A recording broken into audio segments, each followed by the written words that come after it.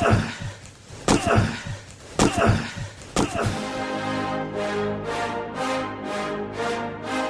rolls out to the right, pitches off to Taylor, and Taylor's to the 20, down to the 15, down to the 10, 5, 4, 3, 2, 1. Touchdown, Billy Taylor! Touchdown, Billy Taylor! Billy Taylor scored a touchdown from 21 yards out. The crowd goes berserk. It was November 22nd, 1969. That they came to Barry, Michigan, all dressed in maize and blue. The words were said, the prayers were read, and everybody cried. But when they closed the coffin, there was someone else inside. Oh, they came to Barry, Michigan, but Michigan wasn't dead. And when the game was over, it was someone else instead. 11 Michigan Wolverines put on the gloves of gray, and as the organ played the victors, they laid Woody Hayes away. Under center is Wangler at the 45. He goes back. He's looking for a receiver. He throws downfield to Carter.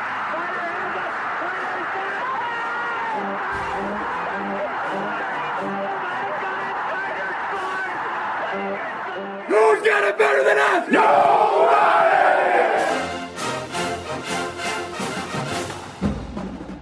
Welcome to the Michigan Man Podcast on Wolverine Sports Radio, a member of the V Sporto Network, and in partnership with SB Nation's Maize and Brew, for Wolverine fans from coast to coast. Go Blue, and welcome to our Iowa Visitors edition of the show. I'm your host, Mike Fitzpatrick. My guest today is one of the best in the Big Ten. Hawkeye radio play-by-play voice Gary Dolphin joins us in just a moment, after we get started with a few of my thoughts. Saturday's win over Maryland was hard-fought. We knew going into the game we would be tested on both sides of the ball, and we were. We saw plenty of things to like, and much that needed improvement. It might be a win that ages well, too, because Maryland has a boatload of NFL talent on offense and a much improved defense. I think they're going to have a pretty darn good year. This Saturday is another test altogether, our first road game, and it's at Kinnick Stadium. Some of you might not consider this game a challenge, but I do, and I know Jim Harbaugh does. He has been around too long and knows just how tough it is to win in that stadium. Sure, Iowa's offense has struggled, but it is improving, if ever so slightly. What you see is what you get from the Hawkeyes. They want to run the ball, be physical, and mix in the short passing game. On defense, they're already the real deal. The defensive front is huge and athletic. Their linebackers are also supersized and fast, which is really rare these days. And the secondary, even after sending 3 starters from last year to the NFL, is very active and talented. My guest today says that Iowa understands their shortcomings and is getting better each week on offense. The defense, as we mentioned, they're already good enough to stop anyone in the Big Ten. He's been up in that booth calling Iowa games for a long time, and he reminds everyone what Sports Illustrated says quite often about playing at Iowa. It's where top 5 teams go to die. We better strap it on this Saturday because we will get their best shot. Up next is the radio play-by-play voice of Iowa football, Gary Dolphin. So don't go away.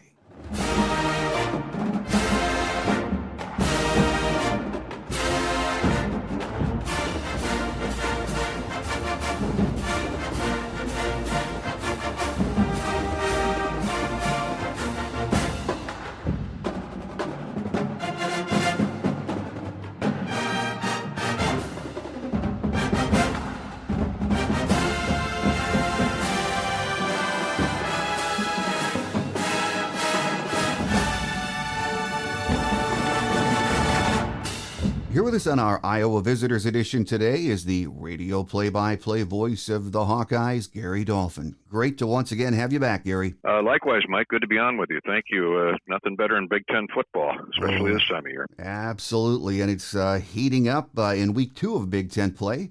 I got to see the Iowa game Saturday night, and as they opened Big Ten play on the road in Piscataway, 27-10 win over Rutgers, and the defense opened the scoring for the Hawkeyes with 2 touchdowns, which doesn't happen very often, but they were both great plays, weren't they? They were.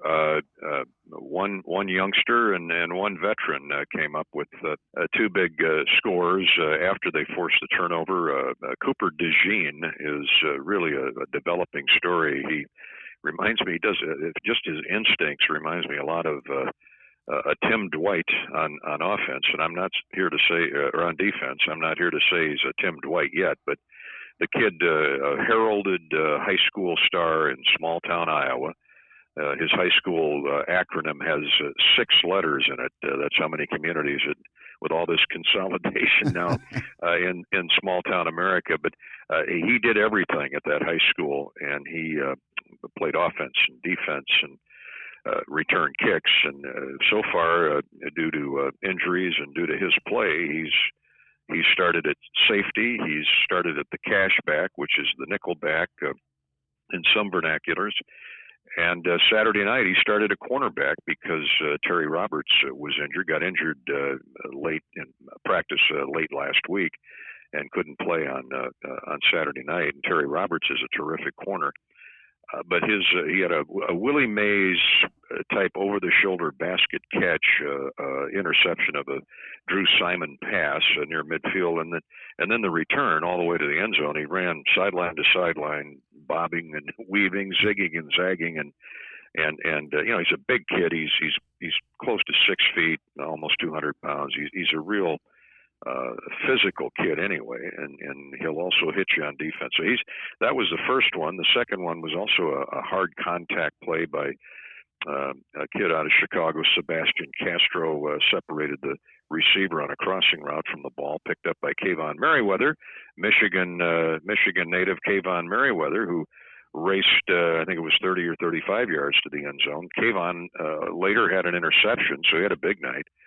And as you know, when your defense scores points, Mike, that really gives the offense a leg up, and the timing was good, especially on the road. Your first Big Ten game, Iowa's offense settled down. Iowa's offense it's well documented, had struggled mightily the first couple games of the season, most notably in the running game, and that, of course, is directly attached to the offensive line. It's a young, inexperienced offensive line getting better. And it has gotten better the last few weeks, and therefore the running game has improved. So Spencer Petras, the quarterback always takes 95% of the heat when things aren't going well on the offensive side of the football. So Spencer is a fifth-year kid at quarterback. He's solid. I think he'll play fine going forward, and he'll need to play better this Saturday, as will the entire offense. Well, the one thing through the 2 games that I've seen Iowa play, which was I saw the entire Iowa State game, then the entire Rutgers game on Saturday night. Everyone, including me, has to come away being very impressed with that defense. And you don't know where to start. They get contributions from so many guys. But let's talk about these linebackers, Jack Campbell and Seth Benson.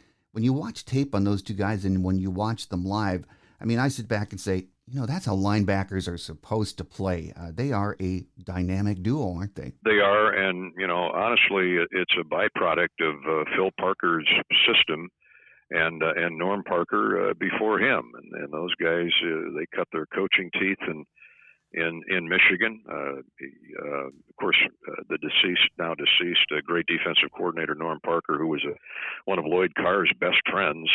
Norm started in the suburbs of Detroit, coaching. I think it was Highland Park. I hope I got that right. That's right. That's where he coached.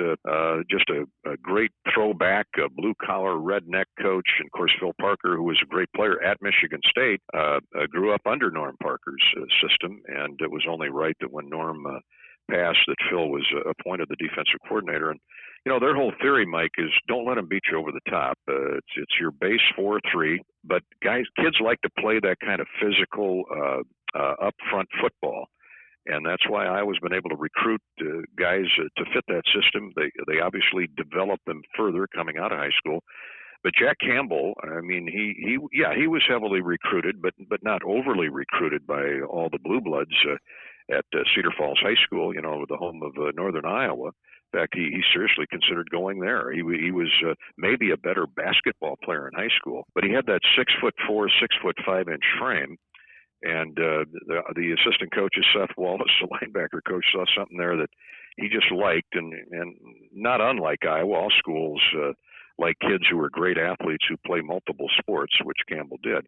And now look at him at 6'5", 248 pounds. I think Now, the last guy I saw that big that could run laterally sideline to sideline, his last name was Butkus. And he's certainly not, he's not Dick Butkus yet, but he's on the watch list. And Seth Benson, who was the last kid in the recruiting class out of high school from Sioux Falls, Iowa asked him to walk on. He was going to South Dakota State. He might be as good a textbook tackler as there is in the Big Ten. And he, they both had over 100 tackles last year. But Campbell, it's a byproduct of film study. The linebackers are film study freaks. I mean, they're junkies. They're in the room all week. I mean, as Kirk Ferentz likes to say, I know what they can do on the field. I want them lifting weights, and I want them watching tape and studying tendencies, and they do a great job. And then obviously, as those two are the centerpieces, it's easy to forget about Riley Moss. He's just an first-team All-American at corner. Cooper DeJean, I've mentioned, Kayvon Merriweather from Belleville. And then up front, they've got 8 or 9 guys they can rotate. They're all young, names you've never heard of. But I'll give you one name, Lucas Van Ness. He's a budding superstar out of the Chicago area. He's got a handful of sacks already, but he's always putting pressure on the quarterback. And they'll play him inside and out. So it's a typical Iowa defense in terms of what they do. They're taught don't give up the big play, and that's hard to do when you're playing a team like Michigan. They found that out in the title game in Indy last year. But of course, it's a new season.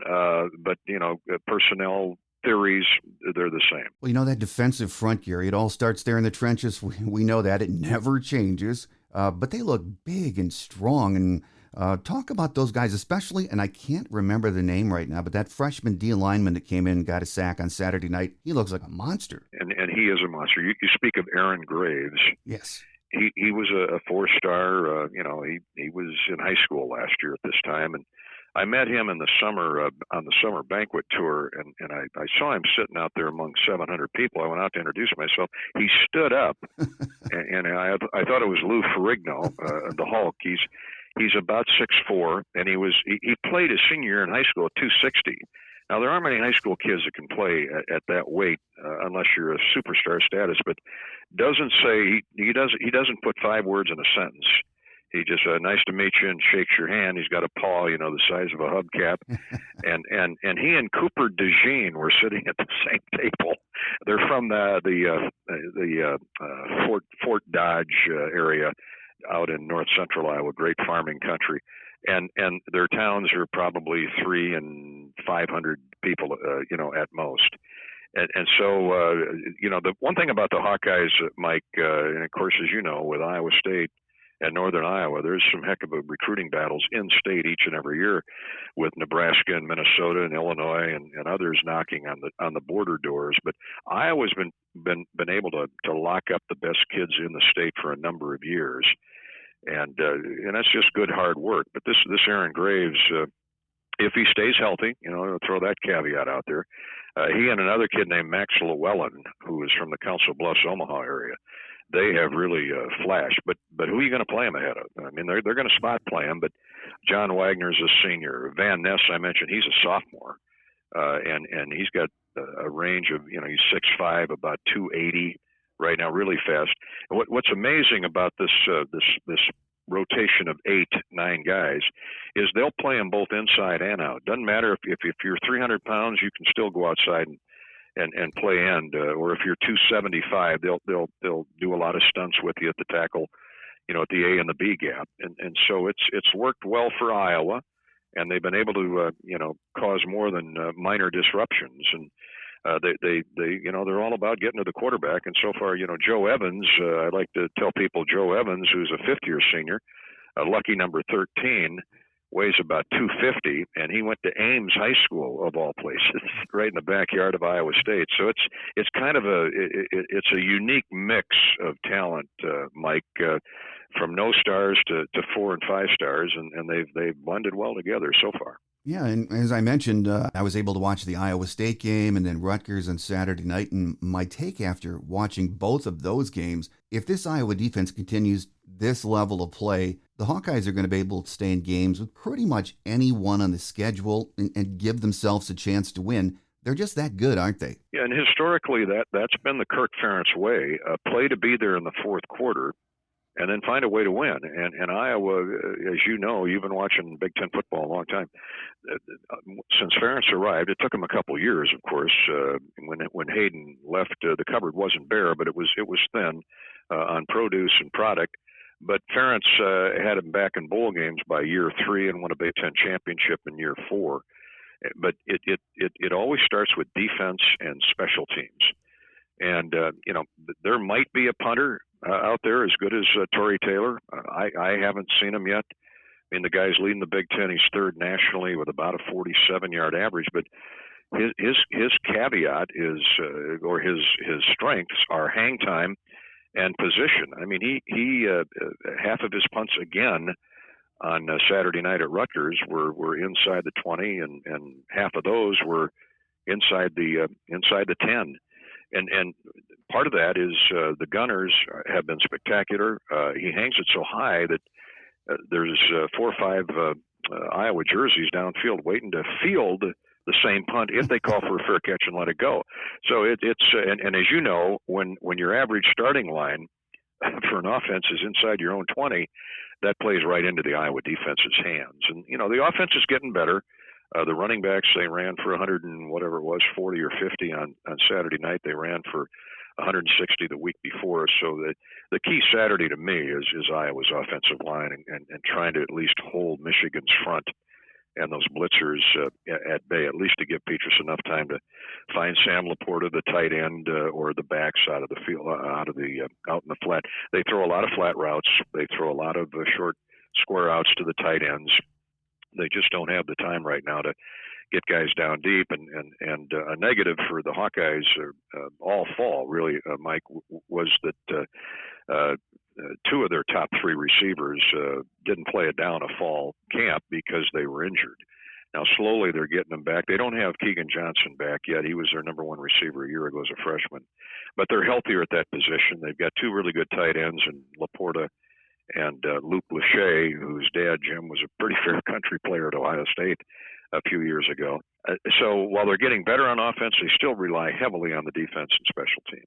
Well, absolutely. With a defense that good, you would. Just talk about that offense for another minute or so, Gary. And I wanted to talk about Spencer Petras, who I know has taken a lot of heat from media critics who question his abilities. But, when I watched him Saturday night, he played within himself. He was 11 of 17, didn't make any big mistakes. And that's really the kind of play you need from him, isn't it? It is when you look at Iowa's system. Kirk Ferentz makes no bones about it. He says we are an RPO with the R capitalized, run pass offense.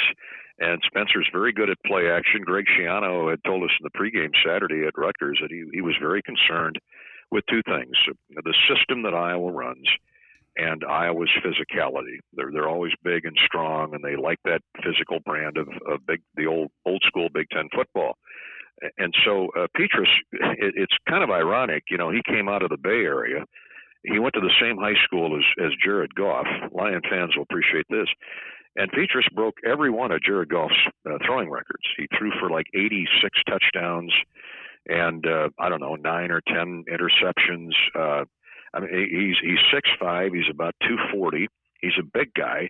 He's a great conversationalist. He's a great kid. They all are. I don't care what school colors you're wearing. Most of them are just great kids, and they're very smart. And Spencer had to bite through his lower lip and adapt to this from a wide open style of football in California to what we play in the Midwest. Because Kirk Ferentz always says, come November, and you play outside and the wind's blowing, you better be able to run the football on a hard turf, on a frozen turf. And so that's his theory. And you can certainly throw the ball off the RPO, but so Spencer's had to bide his time and to fit the system, and he's the best Iowa has right now. So there really is no turning back. They got to live with him. What they ask him not to do, Mike, is don't turn the ball over. And don't come up, if you have to throw it away, but we want you coming up 2nd and 8 or 2nd and 10, not 2nd or 3rd and 17. And I think back to that Big Ten championship game in Indy last December. That's exactly what Michigan got Iowa in, third and forever and second and extremely long. And that's just not the way the Iowa offense has to play. They've got to move the chains, control the clock, take your shots downfield when you can, when you have them. But Spencer's he's a quality young man. I think he's a good, solid quarterback. In the last couple of weeks, he's not turned the ball over. He's not thrown a pick. He's not thrown an interception. And I think that's a byproduct again of a young offensive line growing up. Tyler Linderbaum walked right into Baltimore, and he's starting for the Ravens. He's the best center in America last year. They've got a similar story to him that came across the line from the defensive front to center. His name is Logan Jones. He's got a lot of traits, a lot of similarities, a lot of skills that Tyler Linderbaum had, and they hope he can grow into the next Tyler Linderbaum. They're playing a true guard at right tackle. They're playing a couple redshirt freshmen and a true sophomore across that front. So they're young and inexperienced, but you know what? You got to play right now. This is the Big Ten, and they're taking their shot. They took their hits the first couple of weeks, especially in that Iowa State game. But I think they've rallied back nicely the last 2 weeks and need to play better on Saturday. Well, another positive I thought was the second half for Spencer and the offense was that they put together 2 75-yard plus drives and came away with points. And those were nice, balanced drives, weren't they? They really were. They try to be balanced. I mean, Kenny O'Keefe, who was their longtime offensive coordinator and quarterbacks coach, of course, retired in the offseason. Now Brian Ferentz is calling all the plays, or has been calling all the plays for a couple of years now. He, too, is the quarterbacks coach. So it's, Brian played almost every position in the offensive line when he was a star at Iowa. And he understands the quarterback. He played center for a couple of years. And so he's often criticized for his play calling, and what's he know that allows him to be the quarterback's coach? Well, he snapped thousands of footballs to quarterbacks. So I think if anybody knows how a quarterback thinks, it's the center. And so Brian, he gets vilified at times for his game plan, his game calling, but he's as you know, in the end, it comes down to execution. And if the guys aren't blocking and opening up some holes or keeping pass rushers off the quarterback, no matter what you call, is going to get it done. And so I can see improvement. Kirk Ferentz has a saying, we're a developmental program at Iowa. We need to get better every Saturday, especially in September. So when we hit the ground running in October, we look and play like a Big Ten team, and I think they're really close. The running game looked really good, though, on Saturday night. I think, as you said, between 140, 150 yards, and you have that sophomore trio of backs.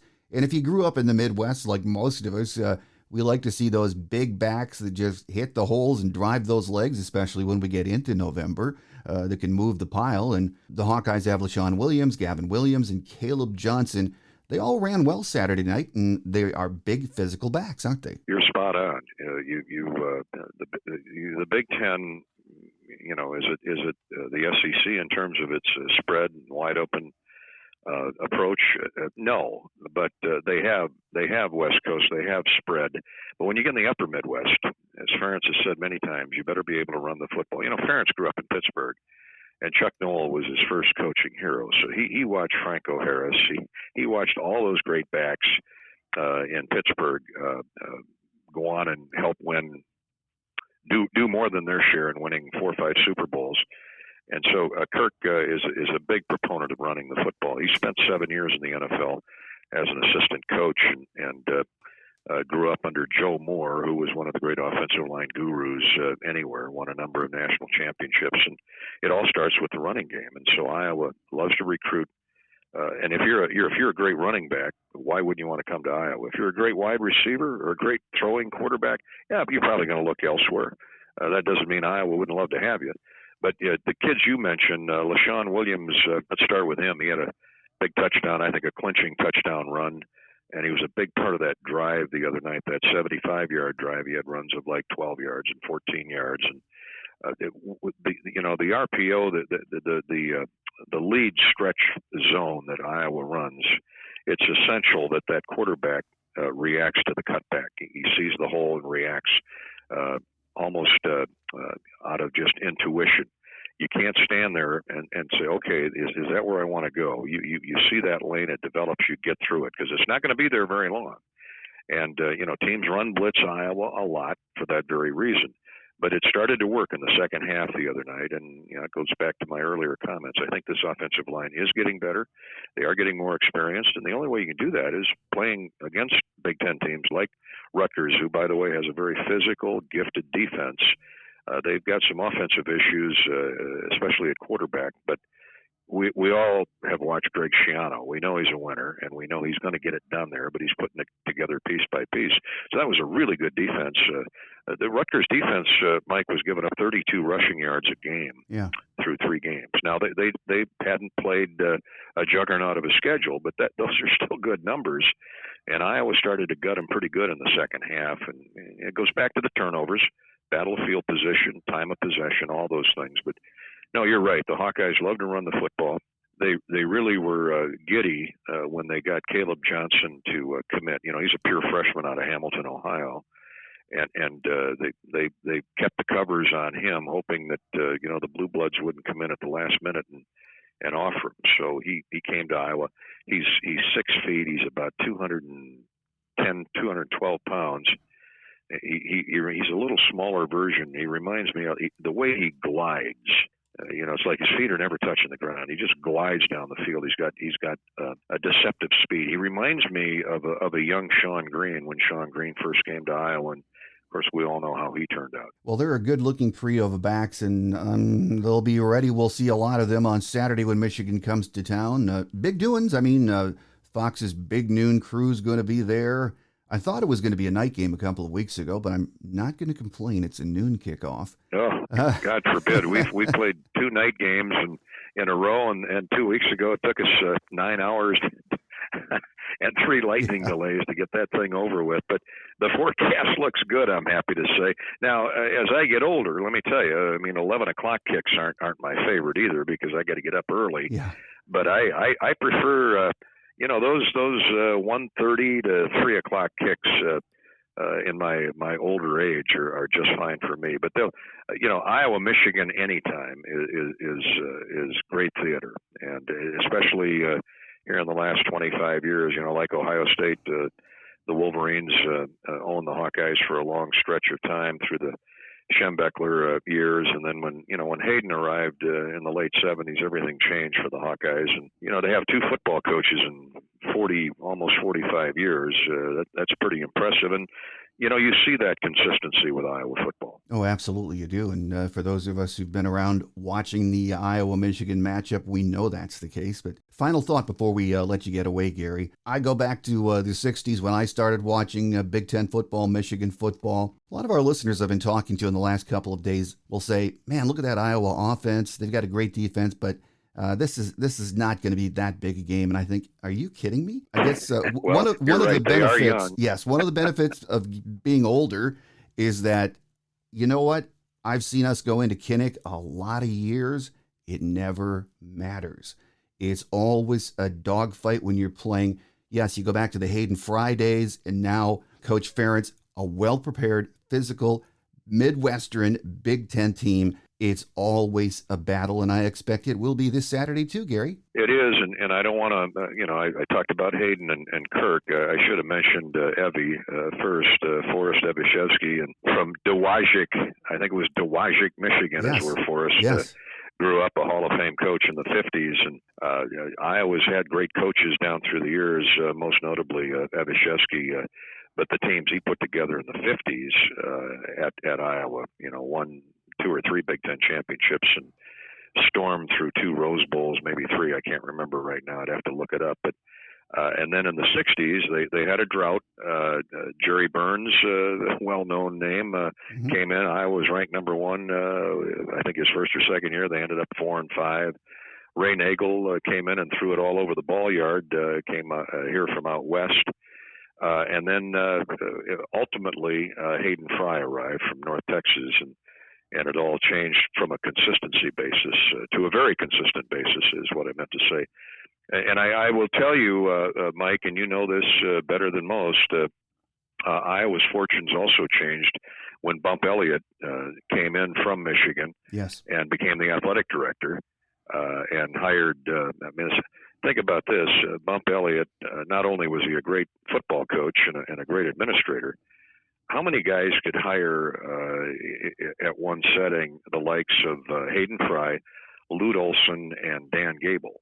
And then Bob Bowlesby succeeded him and brought in Kirk Ferentz when everybody was jumping up and down, stomping mad that they didn't get Bob Stoops. So things work out typically for the best if you stick to your morals and you stick to being above board on how you treat student athletes and how you build your program. And it's worked for Iowa. It doesn't work for everybody, I know, and sometimes it's a boring offense. But at the end of the day, if the check is in the left-hand column, that's how you keep your job, and that's how you build a program. Well, amen to that. And it's always great to go out to Iowa, though. Such a great environment, and every year we go out there. I think I've mentioned this to you before that I just hear Bob Ufer, Michigan's legendary radio play-by-play voice in my ear, and he used to always say this when just before kickoff, and it was so loud there at Kinnick, and he would say, "God, I love this place. They built a stadium and left a little bit of room for a field." And that's the key to the noise. Kinnick, I say only seats 70,000. It's one of the top 25 for capacity in the country. Now, it's not the big house, and it's not the shoe, but it's darn near as loud because of the way it's built, and it's almost enclosed now, which has helped. But when they built this stadium in 1929, it's one of the few in the country that they, as you know, back in those days, if you follow college sports history, every football stadium had a 6 or 8 lane track around it. Yeah. And so the seats were quite a ways back because it was budget-wise, economically-wise, it made sense. And Kinnick, for whatever reason, they did not build a track around Kinnick Stadium. So the first row of the seats are maybe 5 yards behind the bench. Yeah. And so, as Norm Parker used to say when he came in with the Michigan State team under, I almost said Duffy Doherty. I'm having a moment here. Oh, the great coach at Michigan State. Anyway, Norm was a defensive coordinator. He said, "I always knew I was in Iowa City when I was on the visiting sideline. I turned around and I looked up for 70 rows. And all I saw were farmers in orange bib overalls, and I knew they had just come in from deer hunting or turkey hunting." And they were going to an Iowa football game, and he said they had more than a few Budweisers. So, I'll conclude with this: while Iowa fans are very rabid and they get rowdy during a game, they probably are the most hospitable people I've ever been around, and they'll invite you right up to their tailgate, no matter what school colors you're wearing. So we always look forward to hosting Michigan. And a little bullet point here: Jim Harbaugh grew up across the street from Kinnick Stadium, maybe 2 or 3 blocks away, because Jack, his dad, John, I don't want to confuse John with Jack, but his dad was a secondary coach in the early 70s under Lauterbur and Bob Cummings. And so John and Jim, I shouldn't say they grew up in Iowa City, because John moved around Father Jack moved around to a number of schools, but they cut their teeth on college football at then it was Iowa Stadium, now it's Kinnick Stadium. Yes, they did, and we've all heard that from Jim before. He mentions that every year before the Iowa game, but looking forward to a great atmosphere, a big game on Saturday there at Kinnick. With us today has been Iowa radio play-by-play voice Gary Dolphin. Gary, always a pleasure having you on the show, and we look forward to that next visit. No problem. Anytime, Mike. Thanks so much, and go Big Ten football.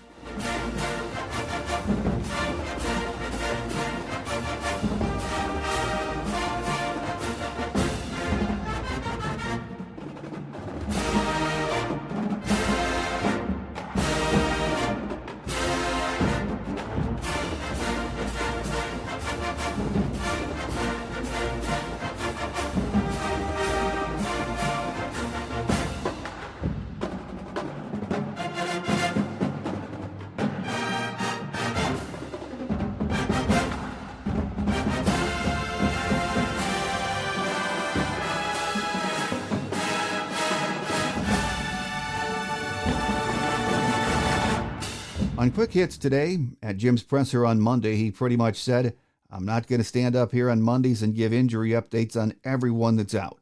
Nothing new there. He said, we'll see, when asked if Donovan Edwards would play on Saturday, and no update when pressed about Eric All's injury, which came out of nowhere before Saturday's game. So if we have any news on those guys or any other injuries, we'll update on Thursday's show. Thanks again to Iowa's radio voice Gary Dolphin for joining us today. We have a lot of great guys around the Big Ten doing play-by-play. Gary is one of the best. Always fun to have him on the show. On Thursday's Michigan Game Day edition, our guest will be beat writer Michael Cohen from the Detroit Free Press. So make sure you tell your friends and family about the show and join us again on Thursday. That will do it for another show. Thanks for tuning in. I'm your host, Mike Fitzpatrick. Have a great Wolverine week, everyone. Until we meet again, take care, and as always, go blue. Thanks for joining us today on The Michigan Man, here on Wolverine Sports Radio, a member of the V Sporto Network, and in partnership with SB Nation's Maize and Brew. Our listener lines are open 24/7 for your calls at 313-263-4842. That's 313-263-4842. Or email us at themichiganmanpodcast@yahoo.com. That's themichiganmanpodcast@yahoo.com. The Michigan Man Podcast is produced at the studios of Robin Lynn Productions, Allen Park, Michigan, and is not affiliated with the University of Michigan. Go Blue!